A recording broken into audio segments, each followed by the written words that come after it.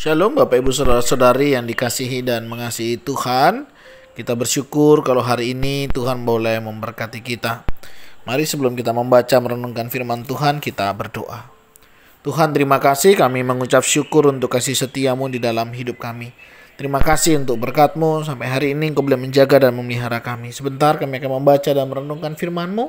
Berfirmanlah dan biarlah kami mengerti apa yang menjadi kehendak-Mu. Kami berdoa di dalam nama Tuhan Yesus Kristus. Haleluya. Amin. Ku rindu setiap waktu hidup di kebenaran-Mu, bukan dengan kuatku, namun karena Roh-Mu. Yesus, yang ku pegang teguh. Ayat firman Tuhan hari ini terambil dari kitab Kejadian. Kitab Kejadian pasal 43 ayat yang pertama hingga ayatnya yang ke-34. Bagian ini merupakan kisah tentang saudara-saudara Yusuf pergi ke Mesir untuk kedua kalinya. Saya akan membacakan dua ayat dari bagian ini, ayat yang ke-8 dan yang ke-9. Lalu berkatalah Yehuda kepada Israel ayahnya, biarkanlah anak itu pergi bersama-sama dengan aku, maka kami akan bersiap dan pergi, supaya kita tetap hidup dan jangan mati, baik kami maupun engkau dan anak-anak kami. Akulah yang menanggung dia. Engkau boleh menuntut dia daripadaku. Jika aku tidak membawa dia kepadamu dan menempatkan dia di depanmu, maka akulah yang berdosa terhadap engkau untuk selama-lamanya. Amin. Demikianlah firman Tuhan. Mari kita melakukannya. Bapak Ibu Saudara yang dikasihi dan mengasihi Tuhan, kehidupan adalah sebuah perjalanan. Perjalanan dari satu titik ke titik lainnya. Di dalam perjalanan itu tentu ada banyak hal yang kita hadapi, ada banyak hal yang kita lewati.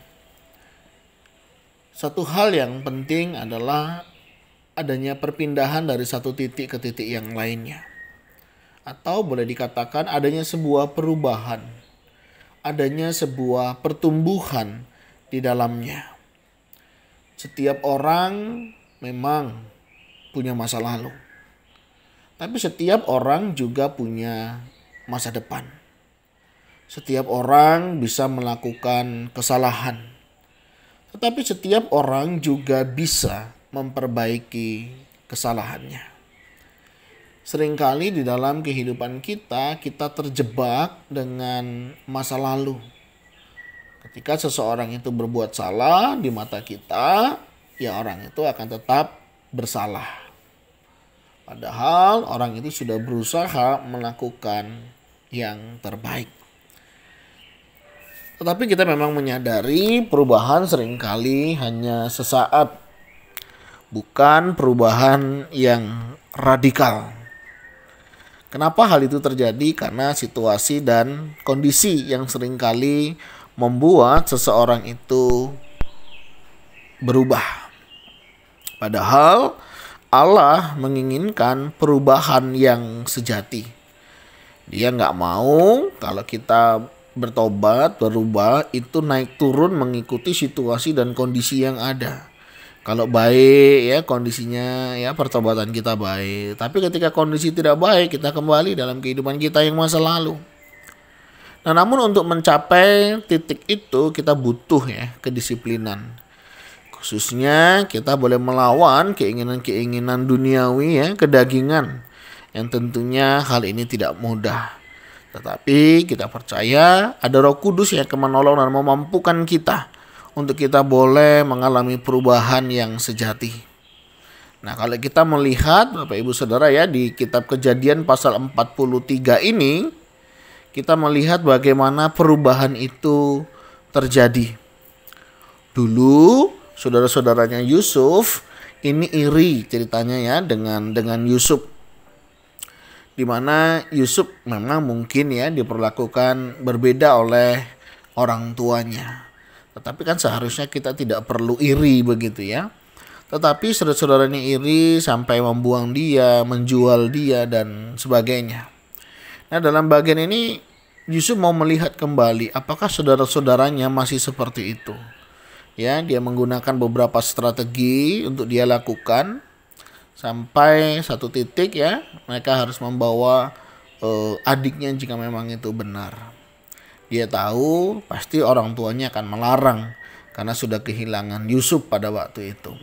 Dan ternyata benar, terjadilah perdebatan di dalam pasal 43 ini, apakah Israel akan memberikan anak-anaknya untuk dibawa atau tidak. Kalau tidak, berarti mereka tidak mendapatkan bahan makanan. Kalau iya, siapkah mereka kalau anaknya itu nanti tidak kembali? Hal yang menarik di sini seperti tadi yang saya bacakan di ayat yang ke-8, berkatalah Yehuda kepada Israel ayahnya, biarkanlah anak itu pergi bersama-sama dengan aku. Maka kami akan bersiap dan pergi, supaya kita tetap hidup dan jangan mati, baik kami maupun engkau dan anak-anak kami. Akulah yang menanggung dia. Engkau boleh menuntut dia daripadaku jika aku tidak membawa dia kepadamu dan menempatkan dia di depanmu. Maka akulah yang berdosa terhadap engkau untuk selama-lamanya. Dulu dia tidak mau bertanggung jawab atas hilangnya Yusuf. Tapi waktu ya memproses mereka. Sampai akhirnya Yehuda pun mau bertanggung jawab atas semuanya ini. Bapak Ibu Saudara, ketika kita masih mau memberi kesempatan kepada seseorang untuk berubah, saya percaya mereka bisa berubah. Ya, walaupun ada sih yang memang sudah dikasih kesempatan, sudah dikasih waktu, mereka tidak berubah. Karena memang mungkin mereka memang tidak mau berubah.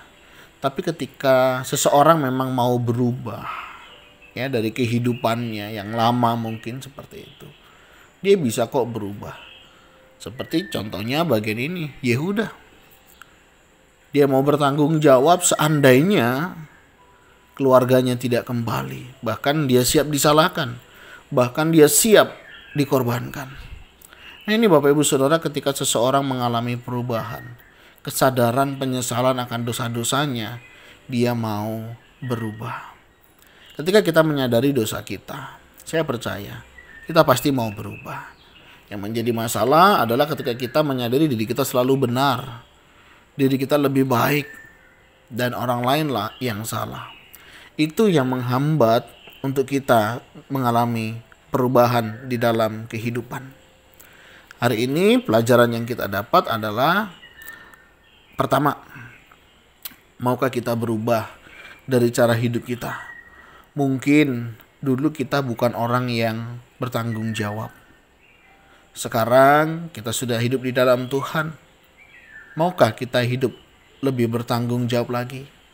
Baik dalam pekerjaan, baik dalam pelayanan, baik di dalam kehidupan rumah tangga. Atau mungkin tanggung jawab yang lain yang dipercayakan kepada kita. Maukah kita menjadi orang yang bertanggung jawab? Yang kedua, kita bisa belajar dari orang yang terluka, atau yang mungkin pernah dikecewakan, atau mungkin kita pernah dikhianati. Maukah kita memberi kesempatan kepada mereka untuk mereka berubah? Maukah Bapak Ibu Saudara melihat mereka secara utuh, manusia yang berdosa yang membutuhkan kasih karunia dari Allah? Dan mungkin Tuhan memakai kita untuk membawa orang itu kembali kepada Allah. Apapun posisi kita hari ini, baik yang mendapatkan anugerah kemurahan itu maupun kita yang memberikannya, maukah kita melihat ini semua sehingga Kita semua sama-sama dibentuk oleh Tuhan. Besi menajamkan besi, manusia menajamkan sesamanya. Maukah kita juga menjadi orang yang hidup lebih baik lagi, bukan dari orang lain, tapi dari hidup kita yang sebelumnya. Nah, mari Bapak Ibu Saudara yang dikasihi dan mengasihi Tuhan, kita belajar dari kisah ini, di mana akhirnya mereka bisa diundang makan bersama dengan Yusuf, dan Yusuf melihat adiknya Benyamin bersama-sama dengan mereka. Semua akan indah pada waktunya. Kalau belum indah, berarti belum waktunya. Proses pembentukan kehidupan yang Tuhan izinkan kiranya boleh bersama-sama menolong kita, mempertajam kita, dan membuat kita semakin memuliakan nama Tuhan. Tuhan, terima kasih. Kami bersyukur untuk perjalanan kehidupan kami. Tidak jarang di antara kami mengalami perselisihan, perbedaan pendapat, perbedaan pandangan yang seringkali membuat kami jadi iri, membuat kami menjadi dengki, membuat kami ada perselisihan antara yang satu dengan yang lainnya. Kami sadar Tuhan, hal-hal yang demikian tidak berkenan di hadapan Tuhan.